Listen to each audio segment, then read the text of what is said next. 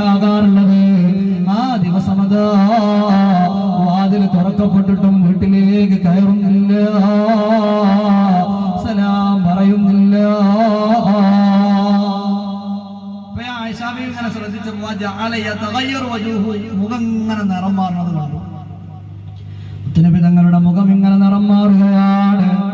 എന്തോ വിഷമമുണ്ടെന്ന് ആയിഷ ബീവിക്ക് മനസ്സിലാവുകയാണ്. ഉടനെ മഹദി ചോദിച്ചല്ലോ,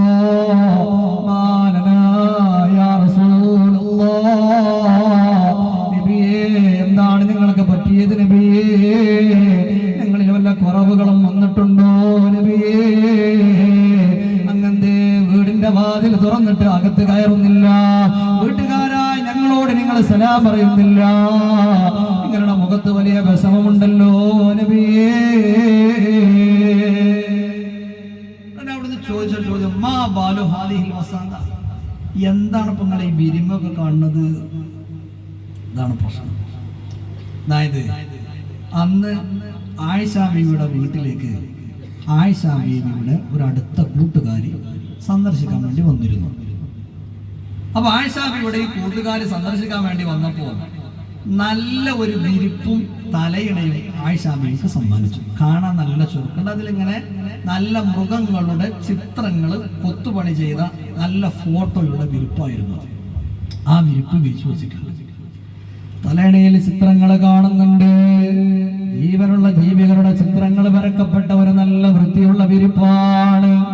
ആ വിരിപ്പ് കണ്ടപ്പോഴാണ് നബി തങ്ങൾ ചോദിച്ചത്, മാ ബാലു ഹാദിഹിൽ വസാദ, എന്താ നിങ്ങളെ കരിയിൽ വിരിച്ച വിരിപ്പിന്റെ അവസ്ഥ? ആരേത് വിരിച്ചത്? നബി തങ്ങളുടെ ദേഷ്യം കണ്ടപ്പോ മഹദി പറഞ്ഞു, നബിയേ, നിങ്ങളെ ദേഷ്യപ്പെടല്ല, അത് വിരിച്ചത് ഞാൻ തന്നെയാണ്. അത് നമുക്ക് ഹദിയ കിട്ടിയതാണ് നബിയേ, അങ്ങേക്ക് വേണ്ടി വിരിച്ചതാണ് നബിയേ. ഉടനെ മുത്തുനബി തങ്ങൾ പറഞ്ഞു, ആയിഷ, ആയിഷ, നിനക്കറിയുകയില്ലേ, അന്നൽ മലായികത ലാ തദ്ഖുലു ബൈതൻ ഫീഹി സൂറ,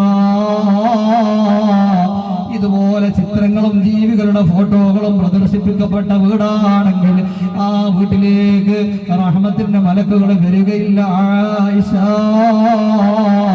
അതുകൊണ്ട് ഇതൊന്ന് എടുത്തു മാറ്റണേ ആയിഷ. അല്ലാഹുവിന്റെ റസൂല് പറഞ്ഞപ്പോ മഹദി വരികയാണ്. വേഗം ആ വിരിപ്പും തലയിണയും മാറ്റുകയാണ്. അതിന്റെ ശേഷമാണ് അഷ്റഫുൽ വറാ ത്വാഹ റസൂലുള്ളാഹി സ്വല്ലല്ലാഹു അലൈഹി വസല്ലമ തങ്ങൾ ആ വീട്ടിലേക്ക് പ്രവേശിച്ചത്. എന്റെ പ്രിയപ്പെട്ട മോമിനീങ്ങളെ, ഞാൻ അവസാനിപ്പിച്ചത് നമ്മൾ നല്ലോണം ശ്രദ്ധിക്കണം. നമ്മളെ പല ആളുകളുടെയും വീടുകളിൽ നമ്മൾ ഈ കുട്ടികൾക്കൊക്കെ വിരിപ്പും ബ്ലാങ്കറ്റും ബെഡ്ഷീറ്റൊക്കെ വാങ്ങുമ്പോഴേ നല്ല പുലിയുടെയും കുതിരയുടെയും നല്ല ചൊറുക്കുള്ള പൂച്ചക്കുട്ടികളൊക്കെ ഫോട്ടോയും ചിത്രങ്ങളും തെരഞ്ഞു നോക്കി വാങ്ങാൻ ഒരിക്കലും വാങ്ങാൻ പാടില്ല.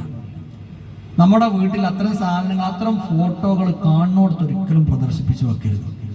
അത് അല്ലാഹുവിന്റെ റസൂൽ തീരെ ഇഷ്ടപ്പെടാത്ത കാര്യം. എന്തുകൊണ്ട്? അത് റഹ്മത്തിന്റെ മലക്കുകൾ അത്തരമുള്ള വീട്ടിലേക്ക് കയറി വരില്ല എന്നാണ്. അതുപോലെ നമ്മളൊക്കെ ശ്രദ്ധിക്കണം കാര്യങ്ങൾ. ചില വീടുകളിലൊക്കെ നമ്മളെ ഉമ്മ വല്യമ്മൊക്കെ മരിച്ചിട്ടുണ്ടാവും, അല്ലെങ്കിൽ ബാപ്പ മരിച്ചിട്ടുണ്ട്. അപ്പോൾ ബാപ്പാന്റെ ഒക്കെ നല്ല ഫുൾ കവർ ഫോട്ടോ നമ്മൾ ശരിക്കും ലാമിനേഷനൊക്കെ ചെയ്തിട്ട് ആ ഡൈനിങ് ഹാളിലും ലിവിങ്ങിലൊക്കെ ചില വീടുകളിൽ പ്രദർശിപ്പിച്ചിട്ടുണ്ടാവും. ഒരിക്കലും അത് ചെയ്യരുത്. അപ്പൊ ഉമ്മാന്റെ ബാപ്പാന്റെ ഫോട്ടോ വേണ്ട, അതൊക്കെ നോട്ട് അത് നമുക്ക് അലമാരകളിൽ ഷോക്കേസുകളിലൊക്കെ ഭദ്രമായി സൂക്ഷിച്ചു വെക്കുക എന്നല്ലാതെ ഒരിക്കലും വീടുകളിൽ പ്രദർശിപ്പിക്കുന്ന കോലത്തിൽ ചുമരുകളിലോ മറ്റോ നമ്മുടെ ഫോട്ടോയാണെങ്കിലും കുട്ടികളെ ഫോട്ടോയാണെങ്കിലും അല്ലെങ്കിൽ ബാപ്പാന്റെ ഉമ്മാന്റെ വല്യപ്പാന്റെ ഫോട്ടോ ആണെങ്കിലും ചില ആളുകളൊക്കെ അറബികളുടെ ഒക്കെ ഫോട്ടോ, അല്ലെങ്കിൽ പിന്നെ വിദേശ രാജ്യങ്ങളൊക്കെ ജോലി ചെയ്യുന്നവർ അവരുടെ രാജാക്കന്മാരുടെ സുൽത്താന്മാരുടെ ഒക്കെ ഫോട്ടോ, നല്ല വലിയ ഫോട്ടോകൾ, ഫുൾ ഫോട്ടോകൾ ഫ്രെയിം ചെയ്തിട്ട് നമ്മളെ വീടിന്റെ ചുമരുകളിലൊക്കെ ഇങ്ങനെ പ്രദർശിപ്പിക്കാറുണ്ട്. അത്തരം കാര്യങ്ങൾ ആരും ചെയ്യരുത്. നമ്മുടെ വീടുകളിൽ അങ്ങനത്തെ എന്തെങ്കിലുമൊക്കെ ഉണ്ടെങ്കിൽ അത് നമ്മളൊന്ന് എടുത്തിട്ട് അലമാരിക്കോ ഷോക്കേസുക്കോ ഒക്കെ ഏതെങ്കിലും ഒരു ഭാഗത്തേക്ക് ഒന്ന് മാറ്റി വെക്കണം. ചില ചെറുപ്പക്കാരികളൊക്കെ സ്വന്തം ബെഡ്റൂമിൽ ഈ പുതിയാപ്പിളിന്റെ പുതിയ അവരുടെ ഫോട്ടോകൾ ചിലപ്പോൾ ലാമിനേഷൻ ചെയ്തതാകാം, അല്ലെങ്കിൽ ഫ്ലക്സുകളിൽ അടിച്ചതാകാം.